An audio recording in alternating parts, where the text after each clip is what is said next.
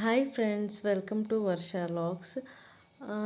ನನ್ನ ಚಾನಲ್ನ ಸಬ್ಸ್ಕ್ರೈಬ್ ಮಾಡಿದವರಿಗೆ, ಲೈಕ್ ಮಾಡಿದವರಿಗೆ ಥ್ಯಾಂಕ್ಸ್ ಹೇಳೋಕ್ಕೆ ಇಷ್ಟಪಡ್ತೀನಿ. ಸೊ ಇವತ್ತಿನ ರೆಸಿಪಿ ಡಿಸ್ಕಸ್ ಮಾಡೋಣ ಬನ್ನಿ. ನಾನು ವಟಾಣಿ ಮತ್ತು ಆಲೂಗಡ್ಡೆ ಇದ್ದು, ಸೊ ಹೀಗಾಗಿ ನಾವು ಪಾವ್ ಭಾಜಿ ಮಾಡಬೇಕು ಅಂದ್ಕೊಂಡೆ.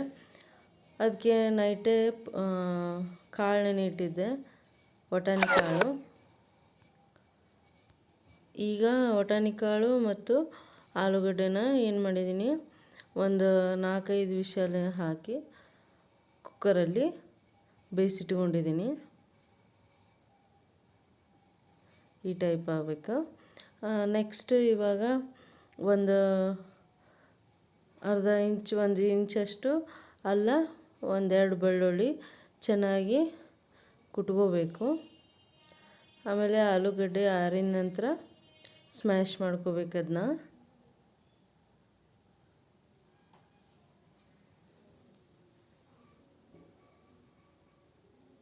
ಚೆನ್ನಾಗಿ ಸ್ಮ್ಯಾಶ್ ಮಾಡ್ಕೊರಿ, ಒಂದು ಹಿಂಗೆ ಇದು ಗಂಟು ಬರಲಾರಂಗೆ.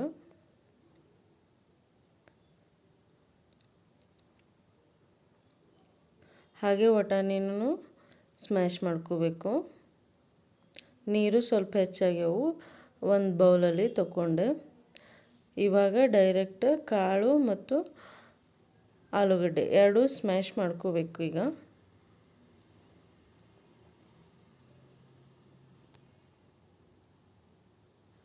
ನಾನು ಯಾವತ್ತೂ ಇದಕ್ಕೆ ಎವರೆಸ್ಟ್ ಮಸಾಲ ಹಾಕ್ತಿದ್ದೆ, ಪಾವ್ ಭಾಜಿ ಮಸಾಲ. ಈ ಸಲ MTRದು ಹಾಕ್ತಾಯಿದ್ದೀನಿ, ನೋಡೋಣ ಅಂತ ಹೇಳಿ. MTRದು ಚೆನ್ನಾಗಿ ಬಂತು, ಚಲೋ ಅನ್ನಿಸ್ತೈತಿ ಎವರೆಸ್ಟ್ಕಿನ.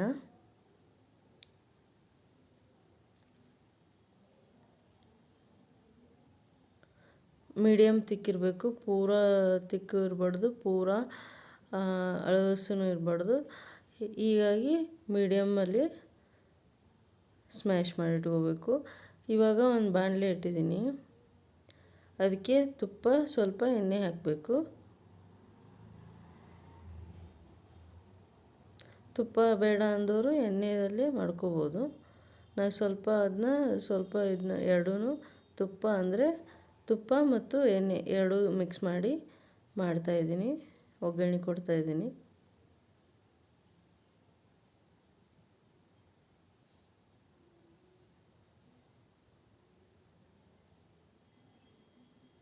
ಇವಾಗ ಎಣ್ಣೆ ಕಾದಿದೆ, ಜೀರಿಗೆ ಸಾಸಿವೆ ಒಗ್ಗರಣೆ ಕೊಡೋಣ.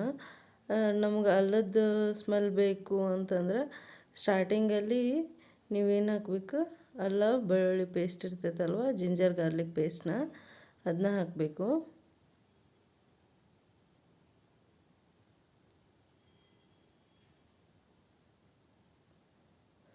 ಈಗ ಹೆಚ್ಚಿಟ್ಕೊಂಡಂಥ ಉಳ್ಳಾಗಡ್ಡಿ ಮತ್ತು ಟಮಾಟೆ, ಮೆಣಸಿನ್ಕಾಯಿನ ಹಾಕಬೇಕು, ಕೊತ್ತಂಬರಿ ಸೊಪ್ಪು, ಅಲ್ಲ. ಇವಾಗ ಫಸ್ಟ್ ನಾನು ಅಲ್ಲ ಬೆಳ್ಳುಳ್ಳಿ ಪೇಸ್ಟ್ ಹಾಕೀನಿ, ಆಮೇಲೆ ಉಳ್ಳಾಗಡ್ಡಿ ಹಾಕಿದೆ, ಅಂದರೆ ಆನಿಯನ್. ಸ್ವಲ್ಪ ಬೆಂದ ನಂತರ ಟಮಾಟಿ ಹಾಕಬೇಕು.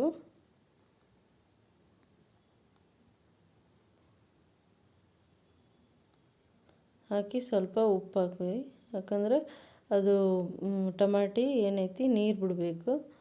ಇವಾಗ ನಿಮಗೆ ರುಚಿಗೆ ತಕ್ಕಷ್ಟು ಖಾರದ ಪುಡಿ ಮತ್ತು MTR ಪಾವ್ ಭಾಜಿ ಮಸಾಲ ಹಾಕಬೇಕು.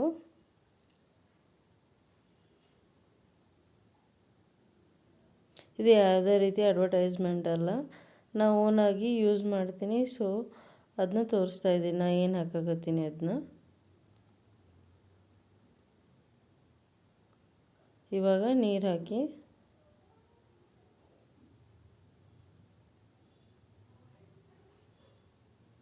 ನಾನು ಲಿಂಬೆಹಣ್ಣು ಇದ್ದಿದ್ದಿಲ್ಲ, ಸೊ ಹೀಗಾಗಿ ಹುಣಸೆಹಣ್ಣು ಪುಡಿ ಮಾಡಿಟ್ಕೊಂಡಿದ್ದೆ, ಅದನ್ನು ಹಾಕಿದೆ. ಈಗ ನಾವೇನು ಕುಕ್ಕರಲ್ಲಿ ಕೂಗಿಸ್ಕೊಂಡಿರ್ತೀವಲ್ವ ಬಟಾಟಿ ಮತ್ತು ವಟಾಣಿ, ಅದನ್ನ ಇದ್ರ ಜೊತೆ ಒಗ್ಗರಣೆ ಜೊತೆ ಆ್ಯಡ್ ಮಾಡ್ಕೋಬೇಕು. ಎರಡೂ ಸರಿಯಾಗಿ ಕುದಿಬೇಕು.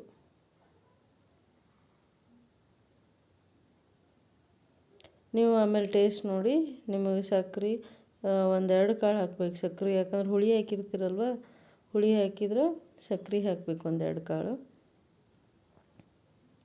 ನಿಮ್ಮ ಟೇಸ್ಟಿಗೆ ಅನುಗುಣವಾಗಿ ಉಪ್ಪು ಇದು ಹಾಕ್ಕೊಂಡು ಟೇಸ್ಟ್ ಮಾಡಿ ನೋಡಿ. ಲಾಸ್ಟಲ್ಲಿ ಏನು ಮಾಡ್ತಾಯಿದ್ದೀನಿ, ಕೊತ್ತಂಬರಿ ಕಟ್ ಮಾಡಿ ಹಾಕ್ತಾಯಿದ್ದೀನಿ.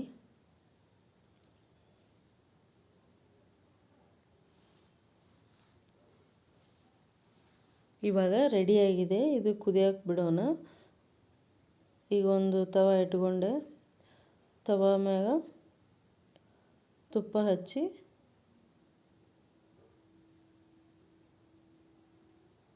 ಪಾವನ್ನ ಕಾಸ್ಕೊಳ್ಳೋಣ.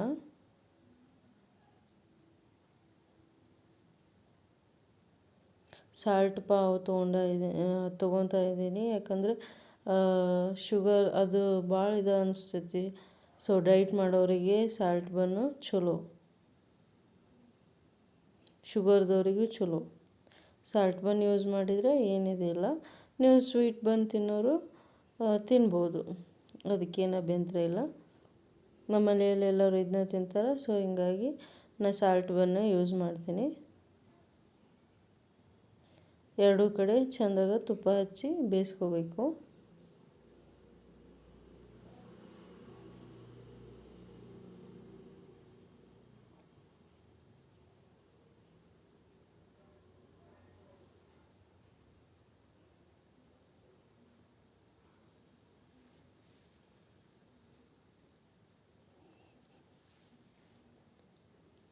ಈಗ ರೆಡಿಯಾಗಿದೆ ಪಾವ್ ಭಾಜಿ. ಲೈಕ್ ಮಾಡಿ, ಶೇರ್ ಮಾಡಿ, ಸಬ್ಸ್ಕ್ರೈಬ್ ಮಾಡಿ ನನ್ನ ಚಾನಲ್ನ. Thank you so much.